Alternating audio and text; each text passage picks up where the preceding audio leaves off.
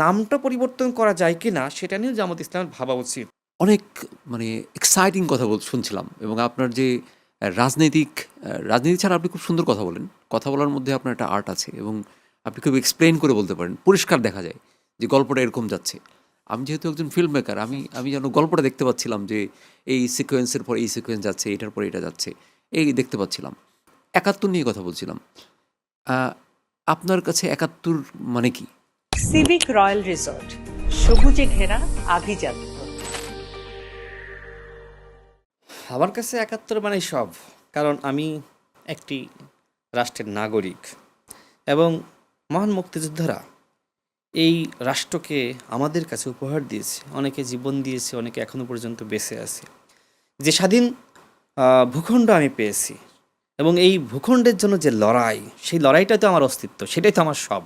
তো আমি যে কথা বলছিলাম ব্রেকের আগে, দেখেন জামাত ইসলামের হাতে কিন্তু মহান আল্লাহ রাব্বুল আলামিন একটা সুযোগ দিয়েছে জাতীয় সংসদে দাঁড়িয়ে বলা যে আমরা জামাতের ওই লিগাসি আমরা টানতে চাই না।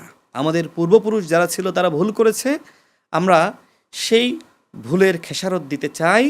আমরা দুঃখ প্রকাশ করার মধ্য দিয়ে আমাদের পূর্বপুরুষদের পক্ষ থেকে এই কথা তারা বলতে পারে না। দেখেন ইনিয়ে বিনিয়ে বিভিন্ন জায়গায় গিয়ে মানে এক ধরনের ইয়ারকি মেরে কিন্তু আমরা দেখেছি যে তারা এক ধরনের দুঃখ প্রকাশ করে, যেটা আমরা জামাতের আমিরের এক ধরনের বক্তব্য, তিনি সম্ভবত লন্ডনে গিয়ে ঘড়ি ধরে বলছিলেন এখন এই সময়, মানে আমি এই সময় বলছি, নানান কথাবার্তা, কিন্তু সেটা ব্যঙ্গাত্মকভাবে। আমি মনে করি আনুষ্ঠানিকভাবে জাতীয় সংসদে তাদের বলা উচিত যে আমরা ওই লিগাসি আর বহন করতে চাই না। দ্বিতীয়ত আর যে কাজটা তারা করতে পারে, যেহেতু জামাত ইসলাম আসলে ঐতিহাসিক দায়, আপনি যতই দুঃখ প্রকাশ করেন আর যাই করেন, এই নামটার সাথে কিন্তু ওই ঐতিহাসিক দায় থেকেই যায়।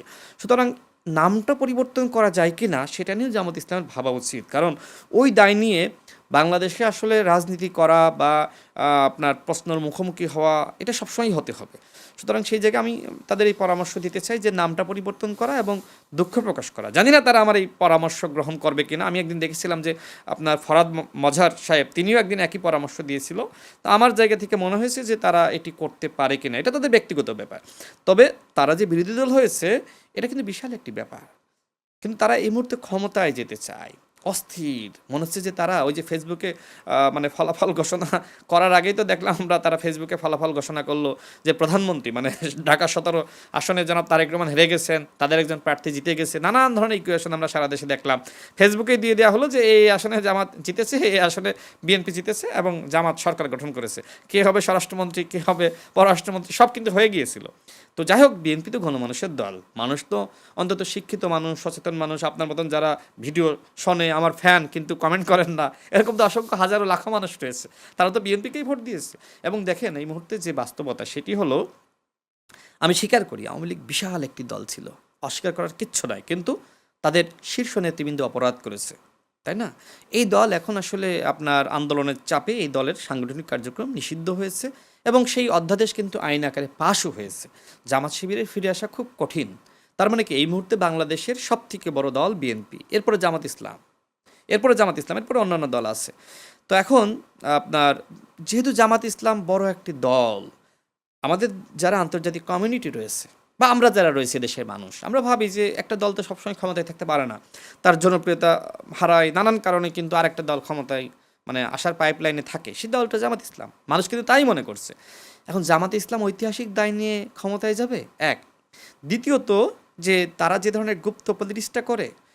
তৃতীয়ত, তারা যে ধরনের ক্যাডার ভিত্তিক পলিটিক্সটা করে। তো এইভাবে আসলে আপনার ওই ৭১-এর দায় নিয়ে ক্ষমতায় যাওয়া কতটুকু আসলে বাস্তবসম্মত।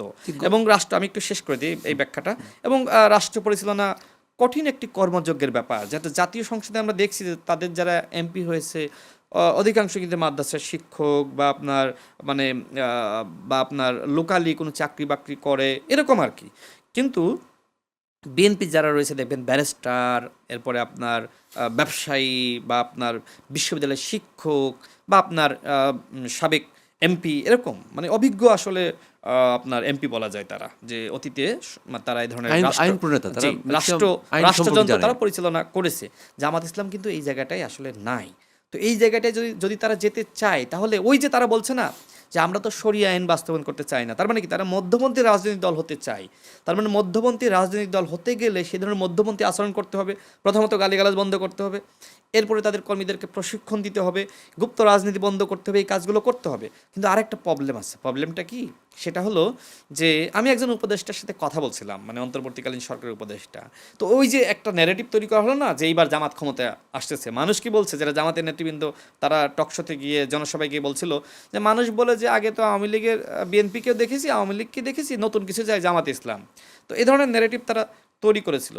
তো যাই হোক, তো মানুষ কিন্তু আসলে সেই ন্যারেটিভটা গ্রহণ করে নাই, কারণ মানুষ কিন্তু দিন শেষে বুঝেছে যে যদি জামাত ক্ষমতায় যায় কি হবে। ওই উপদেষ্টা আমাকে বলছিলেন যে কি হবে, দেন এই যে আওয়ামী লীগকে আপনি নিষিদ্ধ করেন আর যাই করেন, আর বিএনপি বড় একটি দল, সবাই কিন্তু রাজপথে থাকবে। তো মনে করেন যে একসাথে না, আলাদা আলাদাভাবে যুগপথভাবে মনে করেন যে বিএনপি একদিকে আর আপনার আওয়ামী লীগ একদিকে, এক সপ্তাহ কি ক্ষমতা পরিচালনা করতে পারবে জামাত ইসলাম? তার মানে জামাত ইসলাম বাংলাদেশের বাস্তবতায় এবং আন্তর্জাতিক সমর্থনে ক্ষমতায় গিয়ে টিকে থাকা অত্যন্ত কঠিন। জামাতের নেতৃবৃন্দ, শিবিরের নেতৃবৃন্দ, অনেকের সাথে আমার ব্যক্তিগতভাবে আলাপ হয়েছে, তারাও এটা বিশ্বাস করে যে আমাদের প্রতিবেশী রাষ্ট্র ভারত এবং আন্তর্জাতিক সম্প্রদায়, আমেরিকা, ইউরোপ, তারা রয়েছে, আরও অনেক ইকুয়েশন আছে, রাষ্ট্রযন্ত্র আছে, মিলিটারি আছে, আমলাতন্ত্র আছে। এখনও পর্যন্ত ওই ৭১-এর দায় থাকার কারণে জামাত ইসলাম ক্ষমতায় এসে রাষ্ট্র পরিচালনা করুক, এটা আসলে অনেকে চায় না, কিন্তু তারা রাজনীতি করুক এটা অনেকে চায়। যে হ্যাঁ, দেশে তো আসলে রাজনীতি করার অধিকার বা সাংবিধানিক সেই রাইট সবারই রয়েছে, সেই জায়গায় জামাত ইসলাম রাজনীতিতে প্রাসঙ্গিক থাকুক, কিন্তু ক্ষমতায় গিয়ে রাষ্ট্র পরিচালনা করুক এটা অনেকে চায় না। এবং ওই যে বাস্তবতা, উপদেষ্টা আমাকে বলছিলেন যে আওয়ামী লীগ বিএনপি তো একসাথে রাজপথে নামবে, তো জামাত তো আসলে এক সপ্তাহ আসলে রাষ্ট্র চালাতে পারবে না। এমন না যে তারা আসলে ক্ষমতায় আসতে দেয়নি, মূলত বাস্তবতা তৈরি হয়নি। তো ওই বাস্তবতার জায়গায় যদি আসলে জামাত ইসলামকে যেতে হয়, দীর্ঘমেয়াদী একটা পরিকল্পনায় কাজ করতে না, হবে। আপনি যে প্রশিক্ষণের কথাটা আমি একটু বলতে চাচ্ছিলাম। সিভিক রয়্যাল রিসর্ট, কিনুন আভিজাত্য, নিশ্চিত করুন ভবিষ্যৎ।